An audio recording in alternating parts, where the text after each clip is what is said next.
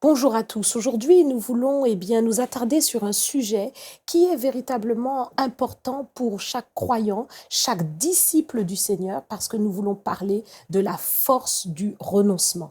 Le renoncement est le premier pas du disciple. Et effectivement, le Seigneur attend véritablement de nous que nous puissions nous arracher, nous détourner, nous convertir, donc renoncer à beaucoup de choses pour emprunter la voie étroite, la voie resserrée qui est véritablement de marcher avec le Seigneur. Et le renoncement est quelque chose de très important et de très fort parce que lorsque nous avons cette capacité à renoncer, nous pouvons rentrer dans de nouvelles choses. Regardez avec moi ce passage qui se trouve dans Matthieu au chapitre 16 et au verset 24. Alors Jésus dit à ses disciples, si quelqu'un veut venir après moi, qu'il renonce à lui-même, qu'il se charge de sa croix et qu'il me suive. Le renoncement est le premier pas pour suivre le Seigneur. Nous voulons le suivre, mais est-ce que nous avons accepté de renoncer à nous-mêmes? Il s'agit de renoncer à nous-mêmes. Et quand nous parlons de renoncer à nous-mêmes, nous parlons de renoncer à ce qui fait véritablement notre quotidien, notre identité, nos habitudes, nos mauvaises habitudes, nos états d'âme, nos situations personnelles ou nos choix personnels. Nous devons apprendre à y renoncer afin de laisser le Seigneur diriger notre vie. Le renoncement doit être quelque chose de clair, de décisif et de déterminé et de définitif. Le renoncement n'est pas un positionnement vacillant, mais le renoncement est un positionnement, un choix que nous avons pris pour nous-mêmes de changer de vie, un choix que nous avons pris pour nous-mêmes de renoncer à ce que Hébreux chapitre 6 verset 1 appelle les œuvres mortes que nous produisions, les œuvres mortes qui sont toutes sortes de péchés, d'habitudes, de choses qui déplaisent à Dieu, qui le déshonorent. Lorsque nous renonçons véritablement, nous avons une attitude d'abandonner ces choses, de les délaisser définitivement et de nous repositionner dans une résolution déterminée. La force du raisonnement est importante parce que lorsque notre renoncement n'est pas en place, nous vacillons et nous pouvons revenir sur des positions que nous avions prises. Nous avions décidé de marcher avec le Seigneur. Nous avions décidé d'aller à l'église et puis, par un renoncement faible, nous revenons sur nos choix et nous n'avançons pas. Or, la force de notre renoncement va nous permettre véritablement de suivre une décision et un pas jour après jour, mois après mois, année après année. C'est pourquoi il est très important pour nous d'être déterminés dans notre renoncement. La parole de Dieu est très claire à ce sujet. Le Seigneur nous dit aussi dans Luc au chapitre 14 et au verset 33, « Ainsi donc, quiconque d'entre vous ne renonce pas à tout ce qu'il possède ne peut être mon disciple. Le sel est une bonne chose, mais si le sel perd sa saveur, avec quoi l'assaisonnera-t-on? Il n'est bon ni pour la terre, ni pour le fumier. On le jette dehors. Que celui qui a des oreilles pour entendre, entende. » Ce que Dieu veut, c'est que nous soyons conscients que le renoncement nous concerne personnellement, concerne ce que nous faisons, mais aussi ce que nous possédons.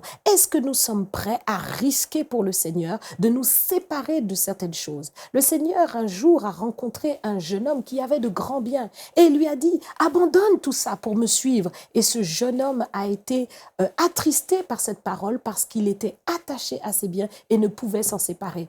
Mais de nous-mêmes, il s'agit maintenant, est-ce que nous sommes prêts à nous séparer parfois de quelque chose que nous avons, que nous possédons, qui est précieux pour nous et que le Seigneur voudrait que nous puissions offrir, que nous puissions donner, que nous puissions faire don, que ça soit en argent, que ça soit en nature. Le Seigneur veut que nous ne soyons pas attachés aux choses, mais que nous soyons vraiment attachés à lui. Le Seigneur le dit, là où est ton cœur, là sera ton trésor. Là où est ton trésor, là sera ton cœur. Et ce que Dieu veut véritablement, c'est que notre trésor, ce soit lui.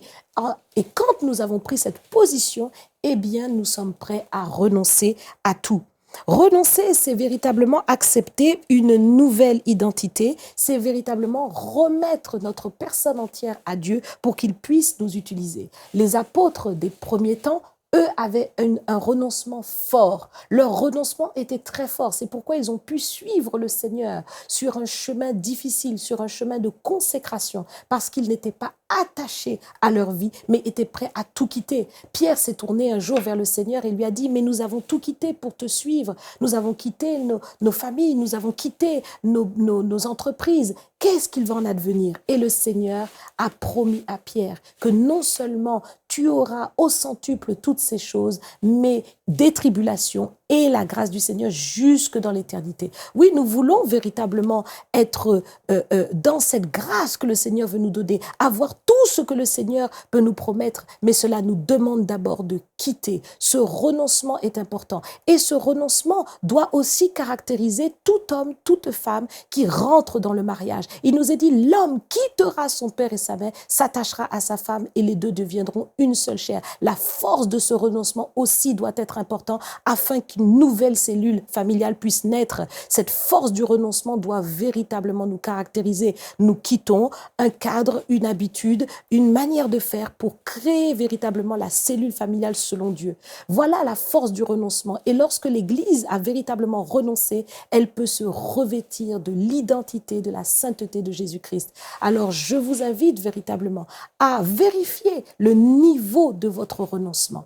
Je vous invite aussi à véritablement prendre une nouvelle résolution, de vous positionner dans un renoncement fort pour réaliser que Seigneur, c'est maintenant toi qui prends la direction de ma vie. Je renonce à ma vie passée, je renonce à mes habitudes passées et j'accepte pleinement de marcher sur le chemin que tu me donnes de suivre. Parfois, cela va être difficile. Parfois, cela va causer des déchirements. Mais pour toi, Jésus, je suis prêt à renoncer à tout. Je vous invite à le faire et vous verrez combien la présence de Dieu va inonder vos cœurs, combien la grâce de Dieu va inonder votre vie et combien vous verrez que vous gagnerez parce que celui qui est capable de perdre sa vie pour le Seigneur la retrouvera. C'est ce que le Seigneur vous promet. Pour aller plus en profondeur, vous pouvez lire et télécharger la version complète de cette pensée du jour sur le site enseigne-moi.com.